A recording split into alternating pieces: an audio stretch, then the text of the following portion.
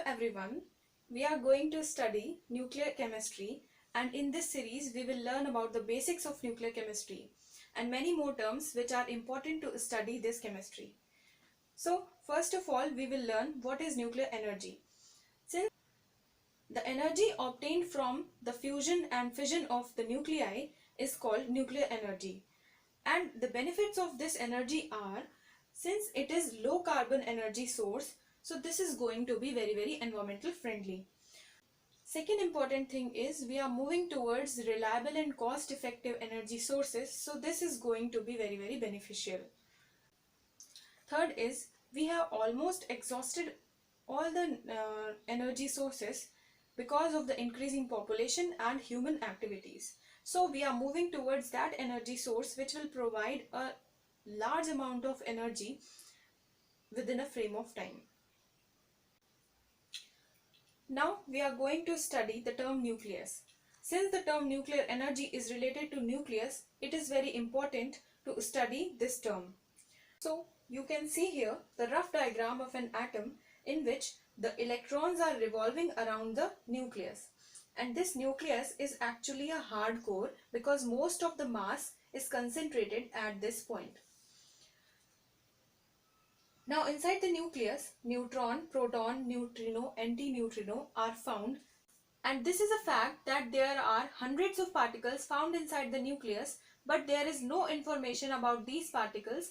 So you can do research on these particles, where do they come from, what actions they are involved in, and what type of interactions they have. Now I will explain all the terms step by step, okay? Now beginning with neutrons, they are found inside the nucleus and they have zero charge. I want to include one more particle also, that is proton, which is very important.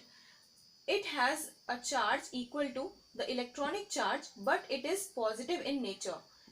So you can say that it has a charge opposite to that of electron, okay? Now mass on the neutron, we can say that the mass on neutron is 1.6749 into 10 to power minus 27 kilograms, and on mass of proton is 1.6726 into 10 to power minus 27 kilogram, okay? So on comparing these two, we can say that mass on neutron is 0.2% greater than that of proton, okay? Now let us talk about the stability of neutrons. Actually, the neutrons are stable inside the nucleus only, but in the free form they are unstable and they are having a half-life of only around 15 minutes, okay? So what actually happens, the neutron outside the nucleus in the free form breaks into proton, electron and antineutrino, and some amount of energy is also released. Now let us discuss why this is happening, okay? To learn this concept of stability of neutron inside the nucleus, we have to study baryons, quarks and antiquarks first. So I'm going to explain what are baryons. Actually, baryons is a term to explain those particles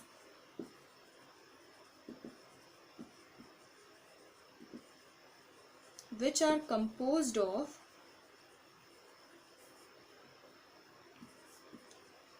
quarks.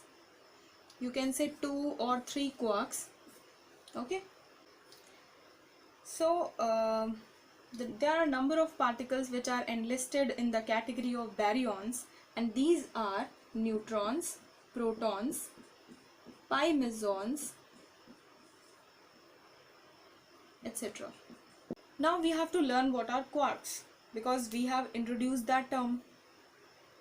So coming to quarks, quarks are subatomic particles. You can say they are more elementary than protons and neutrons, okay? And I want to add that they have fractional charges. You might have heard about the quantization of charge. that each and every charged particle is having a charge equal to the integral multiple of electronic charge.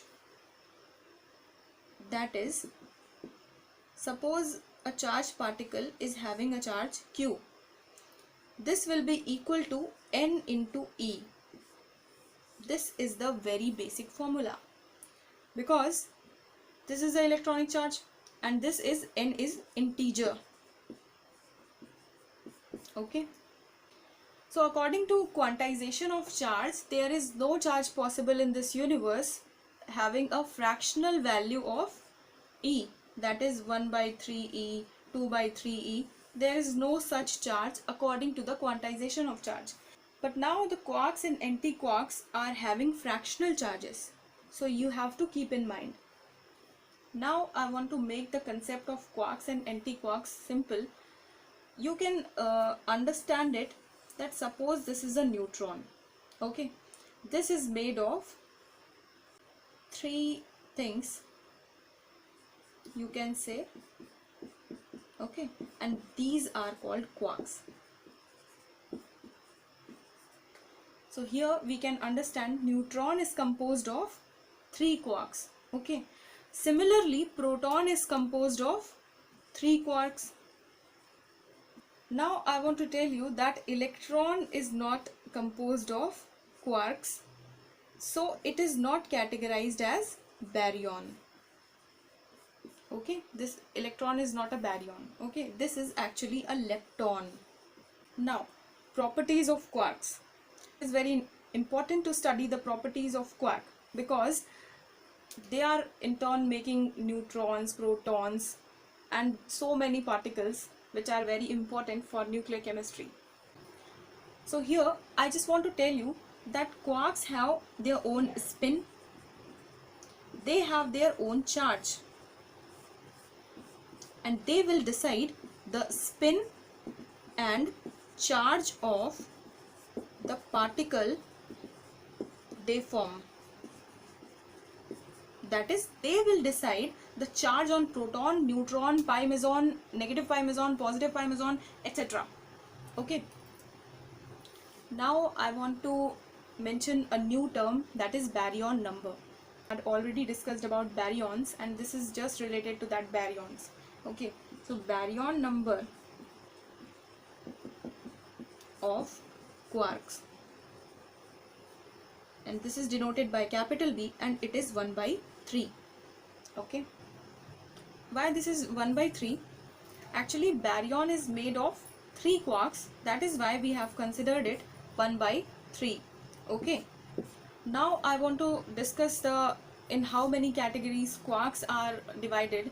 So these are up quark, down quark and strange quark. Okay, I had already explained you the charge on each quark is fractional. This is not an integer value. Up quark is having plus 2 by 3 electronic charge. Down quark, this is minus 1 by 3 electronic charge, and this is also having minus 1 by 3 electronic charge. Okay. Coming to antiquarks, these are actually, anti means kya? Opposite. Okay. So the sign will change and everything will remain the same. This will be minus 2 by 3 plus 1 by 3 plus 1 by 3 electronic charge. So these are antiquarks. Now I want to explain neutron, proton, pi mesons in terms of quarks. Okay, and their charges also. So here's the neutron, and we know that neutron is made up of 2 down quarks and 1 up quark. This can be written as N equals U D D. U means up quark, D down down. Okay, this will also explain the charge on neutron. So we have studied that charge on up quark is plus 2 by 3, on down quark is minus 1 by 3. Again down quark, minus 1 by 3. When you solve this, you will get 0. So here a neutron is having 0 charge. Now coming to protons. Protons are composed of up quark, 2 up quarks and 1 down quark. And now you can solve this. Plus 2 by 3, plus 2 by 3, minus 1 by 3 electronic charge, and you will get plus 1 electronic charge. And we already know that proton is having a charge equal to charge of electron. Okay. Now coming to the third one, that is pi meson. So here we are taking positive pi meson and it is composed of up quark and anti-down quark. This is having plus 2 by 3 electronic charge, and anti-down quark, we know that down quark is having minus 1 by 3 electronic charge, but it is anti to the down quark, so this sign will change. So we will take 1 by 3 electronic charge, and on solving we will get plus 1 electronic charge. So this is having an equal charge to that of proton. Now the last that I want to discuss is negative pi meson, and it is composed of anti-up quark and a down quark. I hope you can solve. So with that, I want to explain why the neutrons are stable inside the nucleus in spite of having a half-life of 15 minutes only. Okay, here we know that inside the nucleus there are neutrons and protons, but we have to consider one neutron and one proton, that is we are considering a deuterion. Okay, a deuterion nucleus in which only a neutron and proton is available. So we know that inside the nucleus, inside the deuterion nucleus, neutron and protons are spinning about their center of mass. So why the neutron does not split here? I will explain it by the method of contradiction. So here, suppose the neutron splits into proton, electron and antineutrino inside the deuterion nucleus. So what will happen here? You can see the proton-proton repulsion. One more thing I want to introduce here, that is potential energy term. So when the repulsion will take place between two protons, the potential energy will increase by factor k E square upon R. You know the formula, this is a basic formula. And when we calculate this, we will obtain 0.64 million electron volt. And this is going to be very, very high. And no process can provide such a high amount of energy. One more thing that is possible here is the attraction between proton and electron. And you know that this process requires a release of 0.64 million electron volt energy. So this is going to be a useless process. So you can understand why the neutron does not split inside the nucleus.